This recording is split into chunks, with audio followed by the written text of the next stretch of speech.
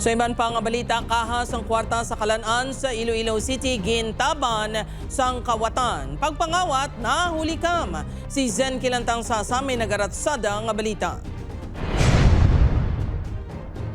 Makitaan sa video ang lalaki ngayon nga nagsulod sa Kalan-an sa Santo Niño Sur Arevalo, Iloilo City, Biyernes sang kaagahon. Hinahinay sini nga gingkuha sini ang kaha sa counter sa establishmento. Matiun-tiun pa, dala na sini ang kaha nga may unod nga masobra 5,000 pesos. Dali-dali ini nga nalagyo pa kadto sa baybay. Wala makabatsyag ang tagiyas ang Kalan-an, baod mahamuok ang ila katulugon.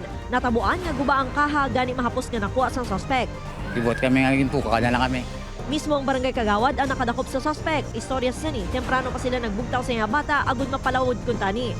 Nakitaan sa niya ang suspect sa ila baroto. Pagkabot sa baruto ko, tingala ko nga may pudong bata ko. Tapos nakita ko nga may dala sa sanggabi ko ganit DVD, box bla. Tabunan niya, ginang pagambal ko siya to ano na nagdalagan sa diyon.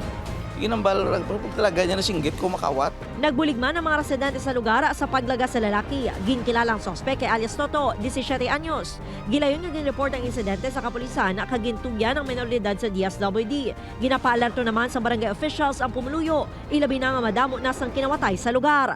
Upod kay Cirilo Randuque, Zen Kilantang Sasa, ang naga. Ratsada!